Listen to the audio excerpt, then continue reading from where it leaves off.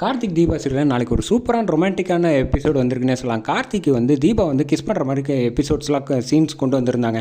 அதுக்கு முன்னாடி video பிடிச்சிருக்குண்ணா like பண்ணிட்டு பார்த்து சப்போர்ட் பண்ணுங்கள் ஃப்ரெண்ட்ஸ். முன்னாடி பேர் வியூஸ் சரியாக போகிறதில்ல. எவ்வளோக்குள்ள லைக் பண்ணுறீங்களா அவ்வளோக்குள்ள எனக்கு பேச கொஞ்சம் மோட்டிவேட்டாக இருக்கும். ப்ளீஸ் பார்த்து சப்போர்ட் பண்ணுங்கள் ஃப்ரெண்ட்ஸ். கார்த்திக் வந்து வேலை செஞ்சுட்டு இருக்காங்க. அப்போ தான் ஒர்க்கர்ஸ் எல்லோரும் வராங்க.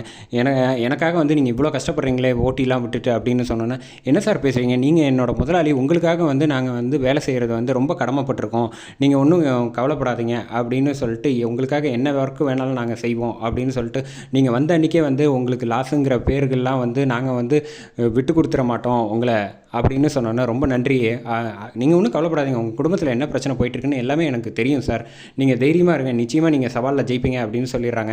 இந்த பக்கம் வந்து ஆனந்த் வந்து செம கடுப்பில் இருக்காங்க. எந்த பால் போட்டாலும் இவன் சிக்ஸ் அடிக்கிறானேன்னு அருண் சொல்கிறப்ப வந்து, போய் முதல்ல சூப்பர்வைசரை போயிட்டு வந்து செக் பண்ணிட்டு வா அவன் வந்து அப்படின்னு சொன்னோன்னா, காளியை வந்து அனுப்பி விட்றாங்க. அனுப்பி விட்டுட்டு போய் எல்லா டீட்டெயில்ஸ் எல்லாம் ஒர்க் பண்ணதெல்லாம் செக் பண்ணி பார்த்தா 15 லட்சம் ப்ராஃபிட் வருது அப்படின்னு சொன்னோன்னா அதிர்ச்சியாகி நிற்கிறாங்க. என்னடா இது, வந்த அன்றைக்கி லாஸ்ன்னு சொல்லி அவனை அசிங்கப்படுத்தலாம் பார்த்தா அவன் மேற்கொண்டு 15 லட்சம் ப்ராஃபிட் 2 ஹவர்ஸில் ரெடி பண்ணிட்டான். இவனை வந்து ஜஸ்ட் லைக் தட் நம்ம வந்து டீல் பண்ண முடியவே முடியாது போலயே, எப்படி இவ்வளோ வேலையும் தெரிஞ்சு வச்சுக்கிட்டு தெரியாத மாதிரியே இருந்திருக்கான் அப்படின்னு யோசிச்சுக்கிட்டு இருக்காங்க. அதுக்கடுத்தது வீட்டுக்கு வந்து காரில் வந்து இறங்குறாங்க நம்ம வந்து அருணும் ஆனந்தும். வந்தோடனே இந்த பக்கம் அபிராமியம்மா, தீபா சீக்கிரம் கார்த்தி வந்துட போகிறான், கார் வந்துருச்சு பாரு அப்படின்னா, அத்தை உங்களுக்கு தெரியாதா, இப்போ வந்து அவர் முதலாளி கிடையாது, அவர் வந்து காலையில் பைக்கில் தான் போயிருக்காரு அப்படின்னோடனே, சரி இருக்கட்டும் அப்படின்னு சொல்லிட்டு இந்த பக்கம் ரூமுக்கு போயிடுறாங்க.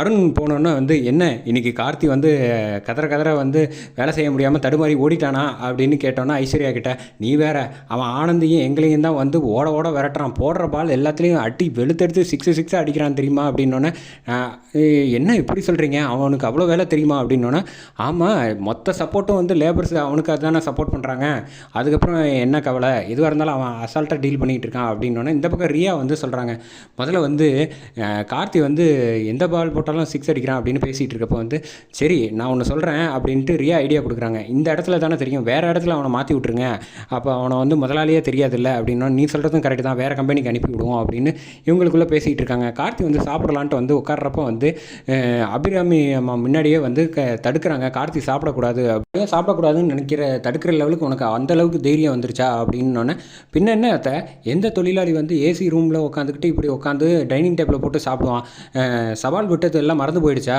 இதெல்லாம் செல்லாது அப்படின்னு சொன்னோன்னே, உடனே அபிராமி அம்மா நிறுத்துவோம் வாயை மூடிக்கிட்டு, என்ன நினச்சிக்கிட்டு இருக்க, என் பையன் வந்து வேலை செய்கிறேன்னு தான் சொல்லியிருக்கான் தவிர, இப்போ வீட்டுக்கு வேலை முடிஞ்சு போச்சு, வீட்டுக்கு வந்துட்டான், வீட்டுக்கு வந்தால் அவன் முதலாளி, அதை முதல்ல தெரிஞ்சுக்க, கார்த்தி முதல்ல சாப்பிட்டுட்டு போட்டோம், அதுக்கப்புறம் வேறு ஏதாவது மிச்சம் இருக்கும் அதை வந்து நீ சாப்பிட்டுக்க ஓ அப்படின்ட்டு ஐஸ்வர்யாவுக்கு செம நோஸ்கட்டு கொடுக்குறாங்கன்னே சொல்லலாம். அபிராமியம்மா கார்த்தி சாப்பிட்டு முடிச்சுட்டு வந்து ரூமுக்கு போகிறாங்க. ரூமுக்கு போனதுக்கப்புறமேட்டுக்கு ஏசி ஒர்க் ஆகலையே, ரொம்ப டயர்டாக இருக்குது அப்படின்னு தீபா கிட்ட பேசிகிட்டு இருக்கப்ப, ஏன் மெக்கானிக்கை கூப்பிடலையா அப்படின்னு, விடுங்க சார், நம்ம வீட்லேயே வந்து பெரிய மெக்கானிக் இருக்கும்போது பெரிய பெரிய மிஷினெல்லாம் அசால்ட்டாக டீல் பண்ணி சரி பண்ணுறாங்களாமே, அதனால தான் வந்து நீங்களே பண்ணிடலாம்ல அப்படின்னு. என்ன தீபா என்ன கலாய்க்கிறீங்களா அப்படின்னு. சேச்சா நான் ஏன் சார் உங்களை கலாய்க்க போகிறேன், ஏசி மெக்கானிக் வந்து ஹைதராபாத்தில் இருக்காரா, அதனால் வர்றதுக்கு நாளைக்கு தான் வருவேன்னு சொல்லியிருக்காங்க, அதனால் ஃபேன் இருக்குல்ல அதை வச்சு அட்ஜஸ்ட் பண்ணிக்கோங்க அப்படின்னோடனே, சரின்ட்டு கார்த்தி வந்து படுத்து தூங்கிடுறாங்க. தூங்கலான்ட்டு படுக்கிறப்ப வந்து தீபா வந்து காலை அமுக்கி விடலான்ட்டு வர்றப்போ வந்து, என்ன தீபா காலெல்லாம் பிடிக்க வரீங்க அப்படின்னு, என் புருஷன் நீங்கள், உங்களுக்கு நான் காலை அமுக்கி விடுறது எனக்கு பாக்கியம் தான் அப்படின்னு சொல்கிறப்ப, அதெல்லாம் ஒன்றும் வேணாம் நீங்கள் படுத்து தூங்குங்க அப்படின்னோடனே, கார்த்தி தூங்கினதுக்கப்புறமேட்டுக்கு தீபா வந்து காலை பிடிச்சி கார்த்திக் வந்து அமுக்கி விட்டு செம க்யூட்டாக இருந்துச்சுன்னே சொல்லலாம். அந்த சீன்லாம் முடிச்சதுக்கப்புறமேட்டுக்கு தன்னோட கணவர் வந்து நான் கஷ்டப்படக்கூடாதுங்கிறதுக்காக வந்து ஃபேன் எடுத்துகிட்டு வந்து ஃபேனை சுவிட்சை போட்டு விட்றாங்க. போட்டுட்டு கார்த்திக் பக்கத்தில் வந்து லைட் அணைச்சிட்டு பெட்டில் வந்து உட்காந்துருக்காங்க. கார்த்திக் தூங்குற அழகை பார்த்து சந்தோஷப்பட்டு சிரிச்சுக்கிட்டு இருக்காங்கன்னே சொல்லலாம். அதுக்கு அடுத்தது வந்து கார்த்திகை வந்து சரின்ட்டு கிஸ் பண்ணலான்ட்டு இப்படி போகிறாங்க நெத்தியில். அப்போ கரெக்டாக வந்து கார்த்திக் வந்து இப்படி திரும்பினோன்னா தீபா வந்து வெக்கப்பட்டுருச்சு. சே என்ன இந்நேரம் பார்த்துருந்தாருன்னா அசிங்கப்பட்டிருப்போம், வெக்கமாக வருதே அப்படின்னு சொல்லிட்டு தீபா வெக்கப்படுறாங்க. அந்த சீன் செம்ம க்யூட்டாக எடுத்துகிட்டு இருந்தாங்கன்னே சொல்லலாம். முடிச்சதுக்கப்புறம் அடுத்த நாள் காலையில் வந்து விடிஞ்சதுக்கப்புறமேட்டுக்கு அபிராமம்மாலேருந்து எல்லோரும் உட்காந்துருக்காங்க. கார்த்திகை வந்து காக்கி சட்டை போட்டுட்டு வந்து கிளம்பி வந்து நிற்கிறாங்க.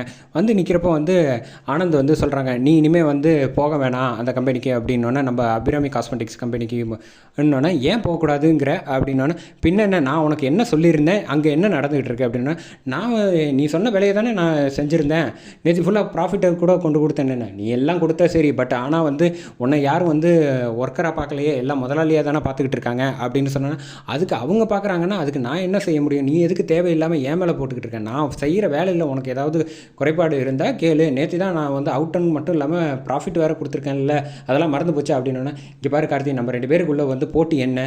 நீ வந்து கடைசி வரைக்கும் 1 மாதத்துக்கு வந்து என்கிட்ட சவால் விட்டுருக்க, லேபராக ஒர்க் பண்ணி காட்டி சவால் விட்டுருக்க. அப்படின்னா என்ன செய்யணும்? நீ வந்து இந்த கம்பெனிக்கு போகக்கூடாது, நான் சொல்கிற கம்பெனி இன்னொரு கம்பெனி சொல்கிறேன், அந்த கம்பெனியில் போய் வந்து நீ கண்டினியூவாக 1 மாதம் வேலை பாரு. அதுக்கப்புறமேட்டுக்கு நீ வந்து சவாலில் ஜெயிச்சியா இல்லையாங்கிறது தான் நான் பார்த்துக்கிறேன். நீ வந்து ஒன்றை முதலாளியாக நினச்சிக்கிட்டு இருக்க அந்த கம்பெனிக்கெலாம் நீ போகக்கூடாது அப்படின்னோடனே, சரி உனக்கு எங்கே போகணும்னு சொல்கிறியா அங்கே நான் வரேன், எனக்கு ஒரு பிரச்சனையும் கிடையாது அப்படின்னு கார்த்தி அதிரடியாக மாஸ் காட்டினோன்னே, என்ன எதுக்கு எடுத்தாலும் வந்து சரி சரின்னு சொல்கிறான், இவனை நம்ம எப்படி தான் வந்து தோக்கடிக்கிறதுன்னு தெரியாமல் ஆனந்த் வந்து திருன்னு முழிச்சிட்டு இருக்காங்க. அதோட எபிசோட அட்டகாசமாக முடிச்சிருந்தாங்கன்னே சொல்லலாம்.